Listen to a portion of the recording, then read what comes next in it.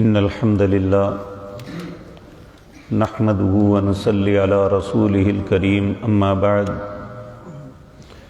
أعوذ بالله السميع العليم من الشيطان الرجيم بسم الله الرحمن الرحيم يا أيها النبي إنا أحللنا لك أزواجك اللاتي آتيت أجورهن وما ملكت يمينك مما أفاء الله عليك وبنات عمك وبنات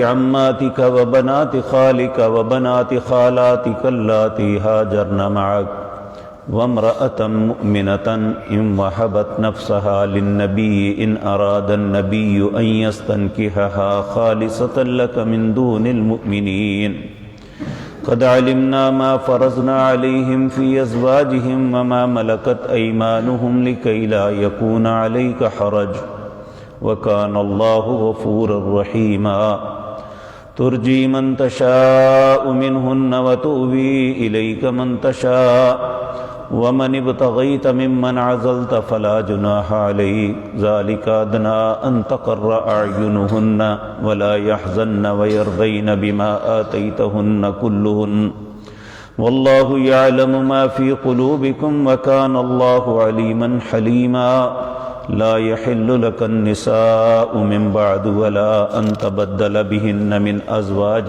ولو أعجبك حسنهن إلا ما ملكت يمينك وَكَانَ اللَّهُ عَلَى كُلِّ شَيْءٍ رَقِيبًا۔ حضرات محترم، جس طرح کہ کل کی مجلس میں یہ بات عرض کی تھی کہ ان آیات میں انسان کی ازدواجی زندگی کے مسائل کا تذکرہ کیا جا رہا ہے، لیکن یہ بات ہمیشہ ذہن میں رکھیں، کسی چیز کو حلال کرنا یا کسی چیز کو حرام قرار دے دینا یہ اختیار صرف اللہ کے ہاتھ میں ہے۔ آج بہت سے لوگ نبی کریم صلی اللہ علیہ وسلم کی متعدد ازواج کے متعلق اعتراضات کرتے ہیں۔ یہ نبی کریم صلی اللہ علیہ وسلم نے کوئی بھی کام اپنی مرضی سے نہیں کیا تھا، آپ نے اپنی زندگی کا ایک ایک قدم جو اٹھایا وہ اللہ کی اجازت سے اٹھایا۔ جس معاملے میں اللہ نے اجازت نہیں دی، نبی کریم صلی اللہ علیہ وسلم نے کبھی ایسا قدم نہیں اٹھایا، اور یہ ایک فطرت ہے۔ یعنی آپ جب مالک اجازت دے دے ایک کام کی تو کسی کو کوئی اعتراض نہیں ہوتا، کیونکہ مالک نے اجازت دے دی۔ آپ دیکھیں، آپ ایک یونٹ کا انچارج ہیں، مالک ہیں، آپ کی مرضی ہے کہ اپنے ملازموں میں سے جس کو چاہیں جو فیسلٹی دیں یا جسے چاہیں نہ دیں، کوئی بندہ آپ پہ اعتراض نہیں کرے گا، جی آپ مالک ہیں۔ اگر ایک دنیا کے اندر چھوٹے سے یونٹ کا مالک ہونے پر جو ایک عارضی ملکیت ہے، وہ اپنے جونیئرز، اپنے ملازمین جو ہیں ان میں سے جسے چاہے کوئی فیسلٹی دے دے یا جو چاہے کسی سے لے لے، اس کا اختیار ہے۔ تو اگر یہ کائنات کے اندر قانون یہ چلتا ہے، اب آپ دیکھیں حکومت ہوتی ہے، حکومت کے اندر چھوٹی سطح سے لے کر اوپر والی سطح تک اختیار ہوتے ہیں، بعض لوگوں کو وہ اپنے اختیار کو استعمال کرتے ہیں۔ کوئی بندہ یہ نہیں کہتا کہ یہ اس نے غلط کیا ہے، کیونکہ قانون کہتا ہے کہ یہ اختیار اس کا ہے اور یہ استعمال کر سکتا ہے۔ تو جو کائنات کا مالک ہے، مطلق العنان ہے، جس کے ہاتھ میں ساری قوتیں ہیں، جو ساری چیزوں کی حفاظت کرتا ہے، جس کی وجہ سے کائنات کی ہر چیز قائم ہے، کیا اس کا استحقاق نہیں ہے کہ جو مرضی کرے؟ تو آج کی مجلس میں جو آیات آپ کے سامنے عرض کی ہیں، ان میں نبی کریم صلی اللہ علیہ وسلم کی کچھ اسپیشلائزیشن ہے جو اللہ نے بیان کی ہے، جو اور مومنوں کو نہیں عطا کی، اور اللہ کا حق ہے اور اس میں کوئی شک نہیں کہ جتنا کوئی سینئر، جتنا کوئی اچھا ہوتا ہے اسے فیسلٹیز بھی ملتی ہیں۔ اس کائنات میں اللہ کی مخلوق میں نبی کریم صلی اللہ علیہ وسلم سے بہتر کوئی نہیں۔ اگر اللہ نے انہیں کچھ فیسلٹی، کچھ رعایات میں، کائنات میں کسی شخص کو یہ حق نہیں ہے کہ وہ اس بات پہ اعتراض کرے کہ ایسا کیوں ہوا ہے۔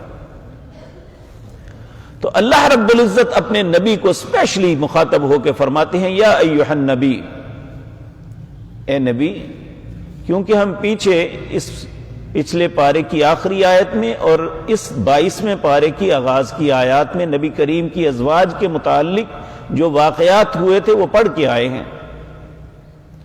تو اللہ رب العزت اپنے نبی کو مخاطب ہو کے فرماتے ہیں انا احللنا لک ازواجک اللاتی آتیت اجورہن، اے میرے پیارے نبی، ہم نے آپ کے لیے بیویوں کو حلال کیا ہے جنہیں آپ نے حق مہر دے کے نکاح میں لیا ہے۔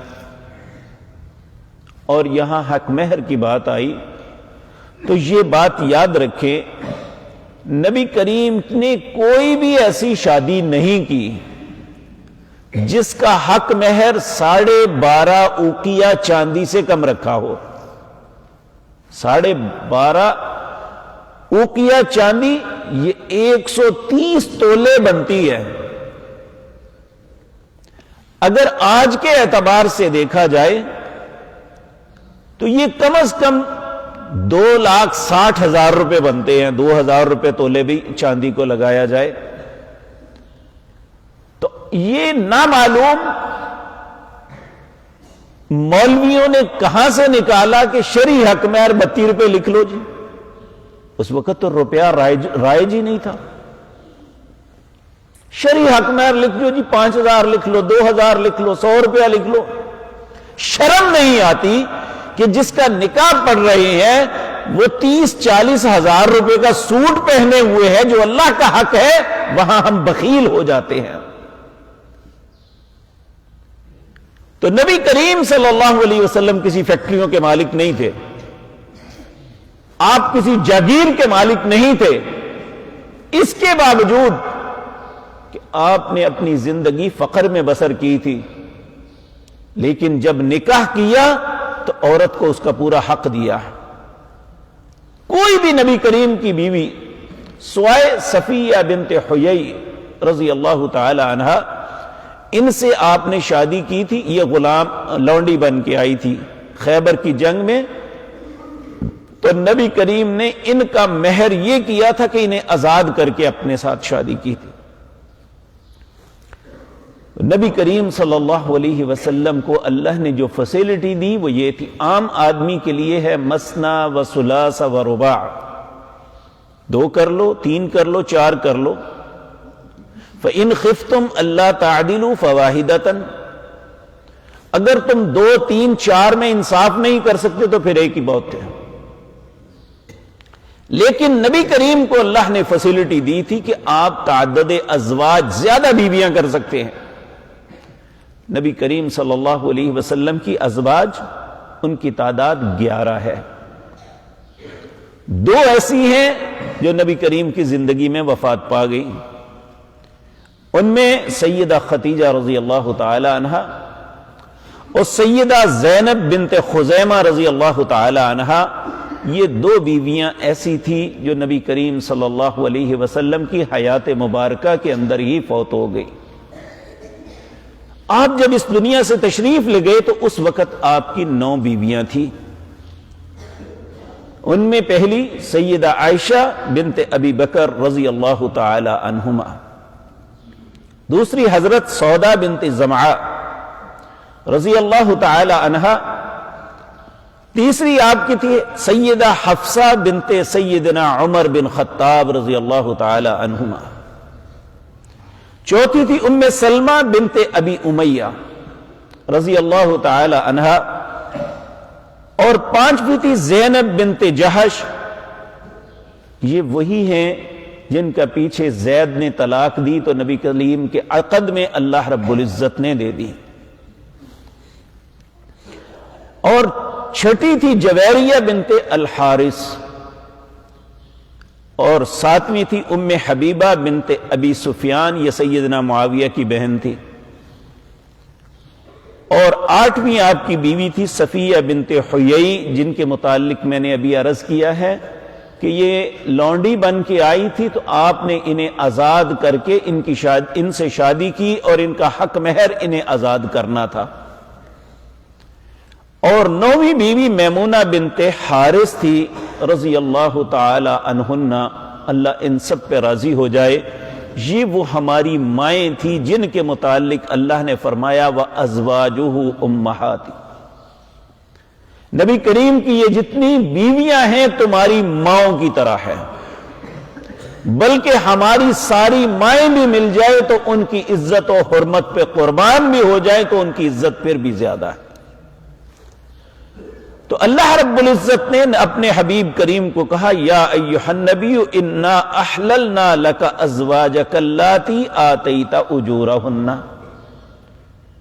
جنہیں آپ نے حق مہر دے کے بیوی بنایا ہے ہم نے آپ پہ حلال کی ہوئی ہے۔ اس میں تعداد کا تعین نہیں کیا، عام ایمانداروں کے لیے تعداد کا تعین کیا، یہاں تعداد کا تعین نہیں کیا۔ تو پھر فرمایا اور وہ بھی آپ کے لیے حلال ہیں وما ملکت یمینک مما افاء اللہ علیک، جو غنیمت کے مال میں سے لونڈیاں آئی ہیں یہ بھی آپ کے لیے حلال ہیں۔ یہ یاد رکھیں، آج تو اس کا کانسیپٹ نہیں ہے، تو کسی بھی ایماندار کے لیے وہ کانسیپٹ اگر موجود ہوتا تو وہ لونڈی جو کفار کے ساتھ لڑائی میں قید ہو کے کفار کی آتی تو ایک ایماندار اسے اپنے گھر میں بیوی کی طرح رکھ سکتا ہے۔ وَبَنَاتِ عَمِّكَ، اب یہاں ایک غور طلب بات ہے، اس وقت کزن میرج جو ہے اسے درست نہیں سمجھا جاتا تھا، اور آج بھی ہمارا جو میڈیکل لوگ ہیں یہ کزن میرج کو بہتر نہیں سمجھتے، کہتے ہیں اس سے بہت سی قباحتیں نکلتی ہیں۔ کیا اللہ کو ان قباحتوں کا پتہ نہیں تھا؟ اللہ کہتے ہیں کہ آپ ان کزن سے شادی کر سکتے ہیں، وَبَنَاتِ عَمِّكَ وَبَنَاتِ عَمَّاتِكَ، آپ اپنے ماموں کی بیٹی سے بھی شادی کر سکتے ہیں، خالہ کی بیٹی سے بھی شادی کر سکتے ہیں، آپ چچا کی بیٹی سے اور پھپھی کی بیٹی سے شادی کر سکتے ہیں، وَبَنَاتِ خَالِكَ وَبَنَاتِ خَالَاتِكَ، آپ اپنے ماموں کی بیٹی سے بھی شادی کر سکتے ہیں، خالہ کی بیٹی سے بھی شادی کر سکتے ہیں۔ اب یہ کانسیپٹ جو دیا جاتا ہے کہ کزن میرج جو ہے یہ اولاد اس سے خراب ہوتی ہے، یہ بالکل غلط بات ہے۔ بہت سی ایسی شادیوں کے متعلق ہم جانتے ہیں جو کزن میرج ہوئی ہے، اللہ نے بڑی خوبصورت اور اچھی اولاد دی ہے۔ تو اگر کزن میرج نہ بھی ہو تو اگر خدا نخواستہ اللہ کی طرف سے آزمائش آ جائے کہ بچہ اب نارمل ہو تو وہ ویسے بھی ہو سکتا ہے۔ تو یہ کانسیپٹ دینا کہ رشتوں میں شادی نہیں کرنی، اللہ نے اس کو زد ماری ہے، غلط کہا ہے۔ تو اللہ رب العزت نے یہ باپ کی طرف سے دو رشتے ہوتے ہیں، چچا اور پھپھو، ماں کی طرف سے دو رشتے ہوتے ہیں، ماموں اور خالہ۔ اللہ رب العزت نے فرمایا آپ ان سے شادی کر سکتے ہیں، اللتی حاجرن معک، جو ہجرت کر کے آپ کے ساتھ آئی ہیں۔ اور یہاں یہ بات ذہن میں رکھیں، نبی کریم کے کوئی سکے ماموں یا خالہ نہیں تھی۔ آپ کی والدہ سیدہ آمنہ جو ہیں ان کی کوئی بہن نہیں تھی، اور نبی کریم کی پھپھیاں تھیں، نبی کریم کے چچا تھے۔ تو اللہ رب العزت نے فرمایا اللتی حاجرن معک وامرأة مؤمنة ان وہبت نفسها للنبی، ہاں اگر کوئی مومنہ عورت اپنے آپ کو ہبہ کر دے کہ میں آپ کو آپ کے نکاح میں دیتی ہوں، تو یہ بھی آپ کو اجازت ہے کہ آپ اس سے نکاح کر سکتے ہیں، بے شک وہ خود اپنا آپ کو پیش کرے۔ اللہ رب العزت فرماتے ہیں ان اراد النبی ان یستنکحھا، اگر نبی کا ارادہ ہو تو نبی ان سے نکاح کر سکتے ہیں. من دون المؤمنین، ایمانداروں کے لیے یہ جائز نہیں ہے. ہمیں اگر کوئی لڑکی نکاح کا پیغام دیتی ہے تو اس وقت تک ہم نکاح نہیں کر سکتے جب تک اس لڑکی کا ولی اجازت نہیں دے گا. نبی کریم کے لیے خاص تھا کہ اگر کوئی عورت اپنا آپ ہبہ کرتی ہے آپ کو کہ میں آپ کی عقد میں آنا چاہتی ہوں، تو نبی کریم اسے اختیار فرما سکتے ہیں، لیکن من دون المؤمنین، ایماندار ایسا نہیں کر سکتے. نبی کریم صلی اللہ علیہ وسلم نے فرمایا اس عورت کا نکاح ہے ہی نہیں جس میں ولی اور گواہ نہیں ہے. ولی کون بن سکتا ہے؟ سب سے زیادہ استحقاق ولایت کا وہ باپ کو ہے، اس کے بعد بھائی کو. اگر یہ دونوں نہ ہو تو پھر باپ کی طرف سے جو رشتہ دار ہوتے ہیں انہیں ولایت کا حق ہوتا ہے. ہم جو ننہال کے رشتہ داروں کو ولی بناتے ہیں یہ درست نہیں ہے. اگر بالفرض ماں باپ کی طرف سے کوئی رشتہ موجود نہیں ہے تو پھر الگ بات ہے، لیکن اگر چچا تایا باپ کی طرف سے رشتے موجود ہیں تو پھر ان کا حق ہے کہ وہ بیٹی کا ولی بن کے اس کی شادی کریں. تو من دون المؤمنین یہ فیسلٹی صرف نبی کو ہے. تو اس طرح جو آج کل عورتیں اپنے گھروں سے بھاگ کے عدالتوں میں جا کے شادی کرتی ہیں، یہ ساری عمر زنا اور بدکاری میں زندگی بسر کرتی ہیں، ان کا نکاح نہیں ہوتا، ان کی اولاد بھی حرامی ہوتی ہے. یہ بعد میں زندگی کے کسی موڑ پہ جا کے پھر کہتے ہیں جی ہمیں تو بڑی افسوس ہے، ایسے ہیں، ہمارے تو اتنے بچے ہو گئے، اب ہمارے لیے کیا رستہ ہے؟ تو کیا اسلام انعام دے کہ جو خباثت زندگی میں کی ہے تو اب تمہیں تمہارا حلال کر دے سارا کچھ؟ قد علمنا ما فرضنا علیہم، اللہ فرماتے ہیں ہم جانتے ہیں جو ہم نے آپ کے لیے فریضہ بنایا ہے. من ازواجہم، تمہاری بیویوں کے معاملے میں، وما ملکت ایمانہم، اور جو تمہاری کنیزیں ہیں ان کے بارے میں، لکی لا یکون علیک حرج، تاکہ آپ کے دل میں کوئی حرج پیدا نہ ہو.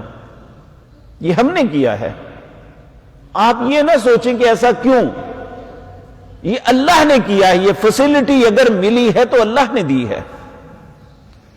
وَكَانَ اللَّهُ غَفُورٌ رَحِيمًا، اور اللہ بڑے ہی بخشنے والے مہربان ہیں. پھر آپ کو اختیار دیا، ترجی من تشاء منہن وتؤوی الیک من تشاء، جس کو چاہتے ہیں آپ فارغ بھی کر سکتے ہیں اور جس کو چاہتے ہیں آپ رکھ بھی سکتے ہیں. وَمَنِ ابْتَغَيْتَ مِمَّنْ عَزَلْتَ فَلَا جُنَاحَ عَلَيْكَ، بعض خواتین جو ہیں ان کی بڑھاپے کی وجہ سے یا کسی سبب آپ نے ان کی باری کا اختیار دوسری کو دے دیا تو اللہ نے یہ بھی آپ کو دیا. حالانکہ ایماندار ایسا نہیں کر سکتا کہ وہ سب کو حق پورا دے گا. نبی کو اختیار ہے کہ وہ اگر کسی کو نہیں حق دیتے تو اللہ نے آپ پہ کوئی قدغن نہیں لگائی. تو کہا اگر ان میں سے آپ کسی کو بلا لیتے ہیں پھر تو اس میں بھی کوئی حرج نہیں. ذالک ادنی ان تقر اعینہن، تاکہ ان کی آنکھیں ٹھنڈی ہو جائیں. ولا یحزن ویرضین بما آتیتہن کلہن، وہ کسی غم میں مبتلا نہ ہوں، راضی ہو جائیں اور جو اللہ نے آپ کو، یہ سب کی سب کے متعلق ہے. واللہ یعلم ما فی قلوبکم، اللہ جانتا ہے جو آپ کے دلوں میں ہے. وَكَانَ اللَّهُ عَلِيمًا حَلِيمًا، اور اللہ ہر چیز جاننے والا بھی ہے اور بڑا بردبار بھی ہے.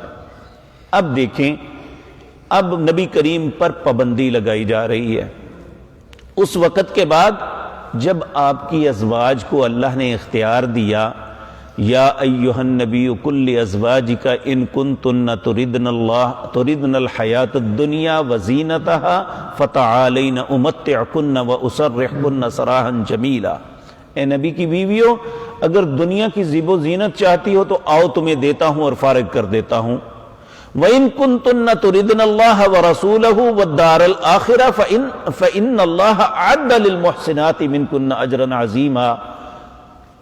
اگر اللہ اور اس کے رسول اور آخرت کا گھر چاہیے تو پھر دنیا کی زیب و زینت کو چھوڑ دو۔ اب ان 9 ازواج نے امہات المومنین نے، اللہ ان کی قبروں کو نور سے بھر دے، انہوں نے نبی کریم اللہ اور آخرت کو اختیار کیا۔ جب انہوں نے یہ فیصلہ کیا تو اب اللہ اپنے حبیب کریم کو فرما رہے ہیں لا یحل لک النساء من بعد، اب ان آج کے بعد آپ پہ کوئی عورت حلال نہیں ہے کہ آپ کسی اور سے نکاح کریں۔ یہ اس سے پہلے تھا۔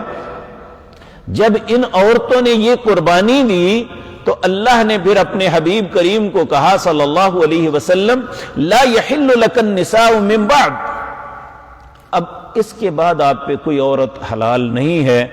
ولا ان تبدل بہن من ازواج، نہ ان عورتوں میں سے کسی کو بدل کے دوسری کو لا سکتے ہیں۔ ولو اعجبک حسنہن، چاہے آپ کو کتنی ہی اچھی کیوں نہ لگے، اب آپ ان کے بدلے میں دوسری عورت نہیں لا سکتے۔ اب یہ دنیا اور آخرت میں آپ کی ازواج یہی ہے۔ اور لوگوں کو حکم دیا کہ نبی کریم اس دنیا سے تشریف لے بھی جائیں تو کوئی ان عورتوں سے نکاح نہیں کر سکتا۔ تو کہا الا ما ملکت یمینک، ہاں جو کنیزیں بن کے آئیں ان میں سے آپ اگر کسی کو اختیار کرتے ہیں تو اس کی اجازت ہے۔ وَكَانَ اللَّهُ عَلَى كُلِّ شَيْءٍ رَقِيبًا، اور ہے اللہ ہر چیز پر نگران۔ تو میرے عزیز بھائیو، نبی کریم صلی اللہ علیہ وسلم کے متعلق بعض مستشرقین اور بعض ملحد لوگوں نے یہ بکواس کی ہے کہ نبی کریم نے ایسی اتنی ازواج کیوں کی، ان کے لیے ان کا منہ بند کرنے کے لیے یہ آیات کافی ہیں جو سورت احزاب کی اللہ اکبر آیت نمبر 50 سے لے کر آیت نمبر 52 تک، ان 4 آیات میں اللہ رب العزت نے یہ فرمایا کہ اجازت دینے والا میں ہوں، اعتراض کرنے والا کون ہے؟ تو اللہ رب العزت نے آپ کو اجازت دی اور آپ کی اجازت سے نبی کریم صلی اللہ علیہ وسلم نے یہ سارے معاملات کیے۔ جہاں اللہ نے جس بات سے روک دیا آپ رک گئے۔ نبی کریم کی زندگی میں ہمیں ایک بھی ایسی بات نظر نہیں آتی کہ اللہ نے حکم دیا ہو اور آپ نے اسے پورا نہ کیا ہو۔ اللہ ہمیں بھی اپنے رب کی اور اپنے نبی کی اطاعت کی توفیق عطا فرمائے۔ اقول قولی ھذا واستغفر اللہ۔